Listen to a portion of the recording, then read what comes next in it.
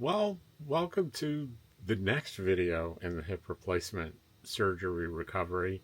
And as you can see by the thumbnail, I had a complication. And the complication is pretty simple. It's not serious at all. It is the most, it's called a seroma, and it's spelled S-E-R-O-M-A. And it is one of the most common potential complications after surgery. And this is all it is. And it's an accumulation of clear fluid under the skin, typically near the site of a surgical incision. And after I fully describe this I have this little cheat sheet in the background here next to me. I'll show you a picture of what mine looks like. They usually develop in places where tissue has been removed. And the treatment is they're often reabsorbed by the body without any treatment at all. And my guess is that that's what's going to happen with me, because it's not very big. It's not painful. It's not discolored. So it's fairly small. So in severe cases, though, the first step would be aspiration, which means they'd stick a needle into it and pull that fluid out. The second line is compression bandages. And then the third one is a surgical intervention where they go in with a scalpel, they cut it open, and they clean it out and reclose it. So that's the most severe, that's the worst case scenario. And I sincerely doubt that's going to happen. So it's happens to be particularly common in breast cancer. The surgery to remove cancerous tumors from the breast. In my case, there was an incision, and the muscle was not cut into but spread apart. The body sees that as a severe trauma. So you can see here, and here's a picture of what it looks like. It's not pretty, but it's not grotesque. And I put a little ruler next to it to see how big it is. So if this happens to you, so let me tell you what my experience was. That Cheryl happened to, I would show my wound to her once a day, and she saw it the other day and went, whoa, this is a complication. And we need to call your surgeon's office and report to them what's happening and follow their instructions. So she noticed it. It wasn't painful. I could press on it. I'm pressing on it right now pretty hard, and there's no pain. But it's spongy, right? There's fluid under this little bubble right under the incision site, as you can see there. So the instructions were to every 3 hours ice it with a little bit of compression with your hand for 20 minutes every 3 hours. So I've been following those directions. And she said, and she did get off the phone and do a direct consultation with my surgeon. And he said, number one, no more blood thinners. I was taking baby aspirin. Stop that. Don't do that anymore. And take it easy. Don't go out and walk around like you have been. Just do your normal stuff inside the trailer. And Monday, call us if it gets worse. Right? And there are two reasons for that, I'm sure. One is that if it's not getting worse, it's probably going to get reabsorbed on its own. And the second reason is I have an appointment with him on Thursday. So if it stays basically the same, doesn't get a lot worse, he'll take a look at it when he sees me, of course, on Thursday and decide, hey, do I need to aspirate that? Do we just let it go? Whatever.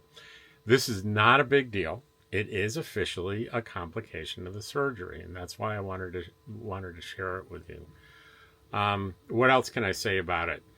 I think I'm feeling grateful that this is really the only complication that I've had. Pretty great. So, what else is going on? I'm a little bummed that I'm having to take it easy and I can't go out with my cane and take Dottie for walks. So, before this happened, I was starting to take Dottie out by myself, walking her. but we're back for a couple of days with Cheryl taking Dottie out. We've gotten over the heat wave. It's going to be nice and cool from now on here in Quartzsite. So we're no longer using the generator, which is nice. It's very comfortable here. Right now it's about 10 o'clock in the morning, and it's in the high 60s. It's 68 degrees out. I'm sitting here with just the screen door and a nice little breeze coming in, and it's very, very, very pleasant. Dottie's on the bed sleeping. You want to see her? Hang on. There's Dottie. Hey, Dottie. Dottie dog. Dottie doesn't usually like to be disturbed in her mid-morning nap, so that's all there is there. George is hidden behind the chair. Hey, Dottie. Puppy dog. Dottie. I may have to trick her. Dottie, you want to go for a ride in the car? Do you want to go out? Do you want food? If she doesn't respond to any of that, she is serious. She's considering her napping to be very serious business. So what else? I'm a little bummed by that. I talked a little bit in a recent video about my idea of doing a RV park in Quartzsite next year instead of boondocking, just to get that different perspective. And I have one that I'm looking at, and I'll probably on Tuesday I see my primary care physician, unrelated to the surgery, just a routine thing to follow up on from some labs from early in March, and to go over my prescriptions for over the summer and everything. So that'll be on Tuesday. When I do that, I'm going to visit a couple of RV parks and make a decision on which one I'm going to make a reservation at for. I'm planning on November, December, January, and February, 4 months next year here in Quartzsite. And that'll be I'm excited about having this very different perspective of living actually in town. Out here, where I've been every year since I've been coming out here, is a good 3 miles outside of town. Not deep, but inside the LTVA, parked in the desert, which it's that in itself is fun. I mean, the spectacular sunset views and being in nature is something I would be giving up for the season, because an RV park in town doesn't have that to the extent that you have out here. But we'll see. There are a lot of people that may be interested in coming out to Quartzsite, but aren't so interested in boondocking. And I can share next year. I can share the story of what it's like to spend your winter in Quartzsite in an RV park. I'm really pretty excited about that. What's coming up in the spring is I head into New Mexico, across Arizona and New Mexico. I'm looking to relocate my home base from Pahrump, Nevada to, it could be Arizona, but it's more likely going to be a moderate elevation in New Mexico. Yes, I love going to Eagle Nest in the summer, and I'm still going to do that. But Eagle Nest in the winter at 8,000 feet is no bueno. There are not many people out in their travel trailers in the winter in Eagle Nest. So for me, that's not really an option. And I've grown up. I grew up in upstate New York. I went to college in Boston. I went to prep school in northern New Hampshire. Enough snow in winter. Done. Not going to do that again. I'm going to be perpetually chasing, this is a saying that we have in nomad life, chasing 72 degrees. And that's sure as heck what I'm going to be doing. I'm very happy so far with Medicare with I have a regular Medicare plus a they call it a Plan G supplement through United Healthcare. And let me tell you, I'm very, very happy.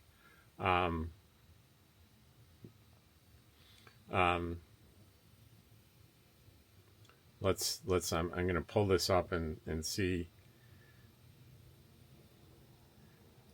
see if they've posted any of the surgery claims yet. Check my claims.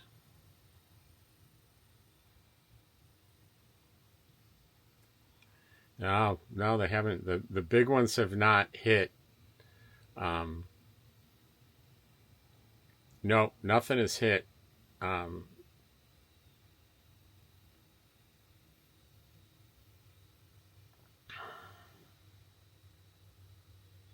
Yeah, nothing's hit there, but there's an app called CMS Max, and that's the you can get onto that app and sign up, and you can see your Medicare account, and you can see if I tap on there, and I can go to the home. I'll go back to the home page, or go to the menu and go Robert, my account home. And there's my account home, and it says here, what do you want to do? Options are check my claims, summary notices, pay my premium, what are update saved pharmacies, update saved drugs, find providers, check my providers. But let's just go into check my claims. I click on that, and my claims come up, and it tells you how much, and you can open the claim details, and it'll give you what the service was, what the procedure code was, and what part Medicare pays, and what may be charged to you, but it goes from there to my Part G, and they're going to pick up everything after my deductible, and I've already hit my deductible. And the only deductible I have to worry about is the deductible for Part B, which is $257. And I hit that on my first day at Dr. Henderson's office. And they said, do you want to pay that now? And I said, yep, my credit card for $257. So there's no more charges for anything between now and the end of the year for Medicare. Now, that doesn't include medications. I do have medications on a separate Part D policy, but those expenses that's a whole different topic. What else? Everything goes according to plan, and my recovery progresses as expected and as it has been. I will be leaving in here a week from tomorrow, around noontime. I'm going to be headed east on Interstate 10, and it'll take me probably 2 or 3 days to get into New Mexico and find a place to land. I think I'd like to land for, at least a couple of weeks.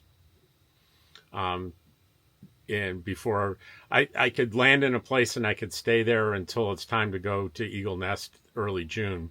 I don't know, but we'll figure it out together as I do that, which could be pretty exciting. Exciting for me anyway, and I hope exciting for you. I will, some people ask, are you going to continue to do videos? Yeah. I probably do a little bit more. I'm more active in Quartzsite because there's more demand for videos in Quartzsite, and we'll see. I'll definitely do my positive news videos every day. If I'm going to go 365 days in a row without missing a day, you betcha I'm going to keep going on that. The comments videos in Quartzsite, they're a daily thing because there's so much activity, but it makes almost no sense to do it on a daily basis outside the season when I don't have enough volume to do it daily. So I do it about every 3 days. And then regular videos will be, back as I wean off this surgery recovery thing.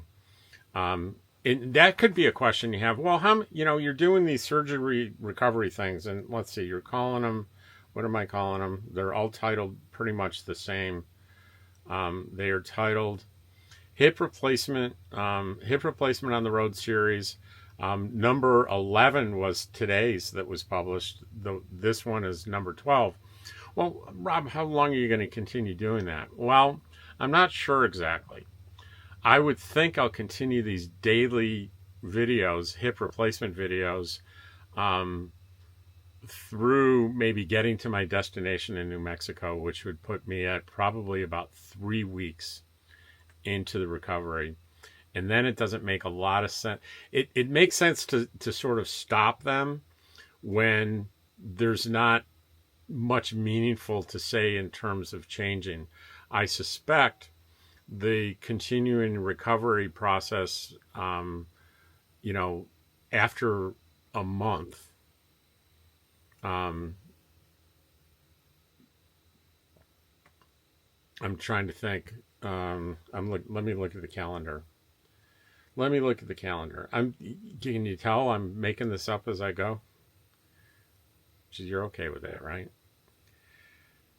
So I had the surgery on March 17th. So 3 weeks would be um,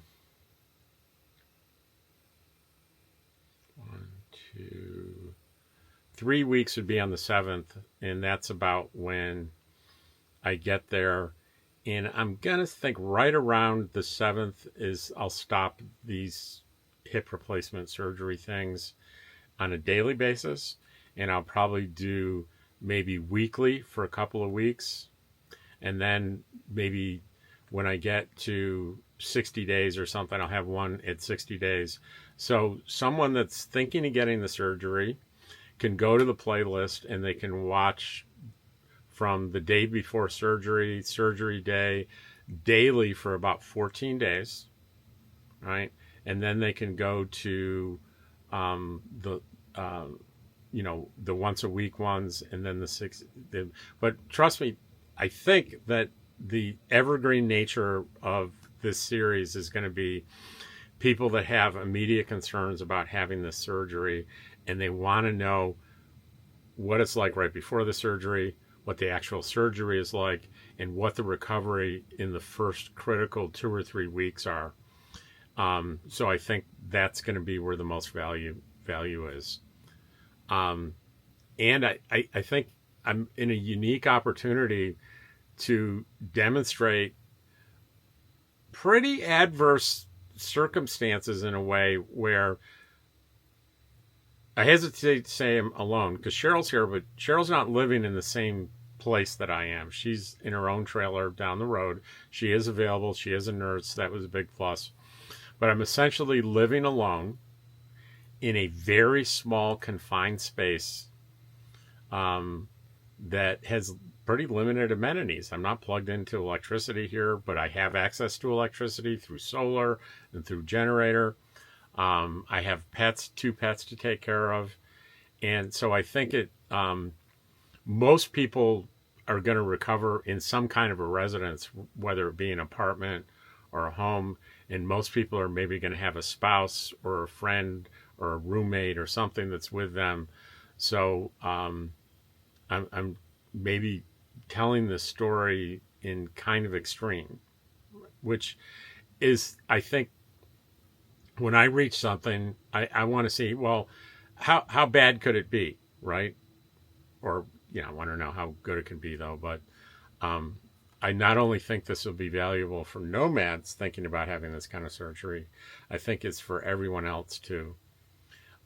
When I did my research, I was really hungry for YouTube content where the person would tell me about what the recovery was like, and there's quite a few good ones out there, but I wasn't able to find any that are going to be as expansive and detailed as mine are, and I think there are going to be people that appreciate it. Already, I've gotten comments from people that say, "Hey, I found this. I'm really grateful because I have my surgery." At least 2 people had surgery scheduled in April, and they were scared, and they're less scared hearing my story,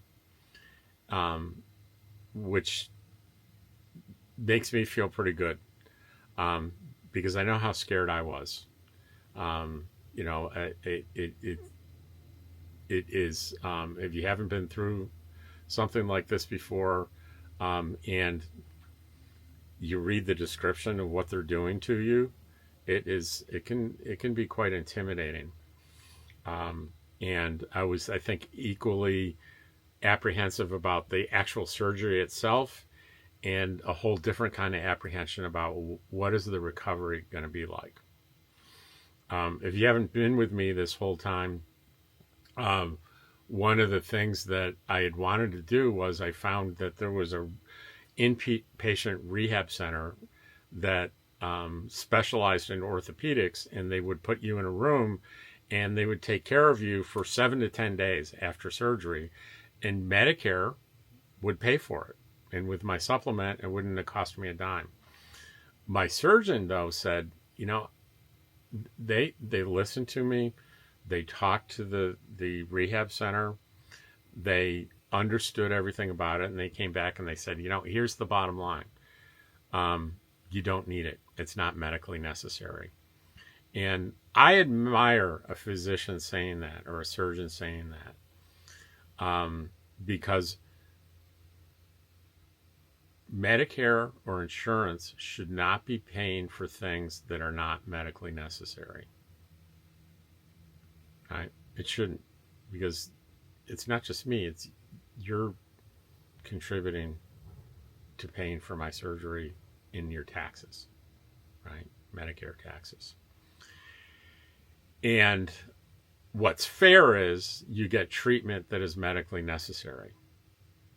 Now, at the time when I did my research, I thought, well, this is going to, I'm in a little tiny trailer in the desert and there's no one live with me. I would be more comfortable in like a hospital room. So let's be fair. My surgeon didn't say no.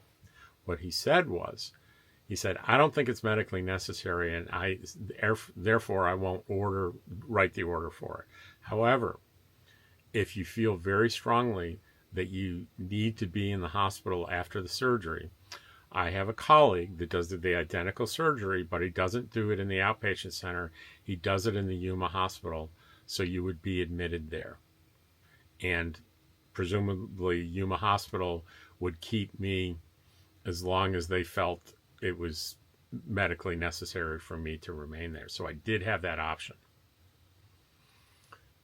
Yet what I decided was to take a leap of faith, that because I'd done extensive research on Dr. Henderson, my surgeon, I had already made the decision I'm going to put my life in his hands.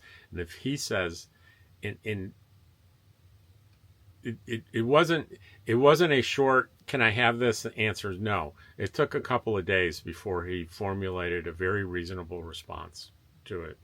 And it, again, not medically necessary, but adding to that, the message from him was, I've had other patients in your circumstances living in small RVs, and they did fine.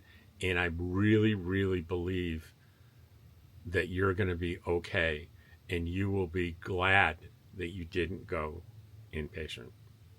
And guess what? I am glad I didn't. I did really, really well in here with my friends and with Dottie. I mean, it made a big, I couldn't have been with Dottie and George in that inpatient center. So this was a really good experience that that I've had so far. And like I said, I'll keep going as long as there's, for another week or so, as long as there's things to report. But I am going to try to add more non-medically related content, like talking about my plans and what's going on, and just random stuff to make it a little bit more interesting and not have it be 20 or 25 minutes of just more and more medical stuff and recovery from the hip surgery, because heck, I'm going to get tired of it, and you sure as heck will too. So thanks for watching. If you went the distance with me to here, you're my hero. Thanks, and I'll see you on the next one.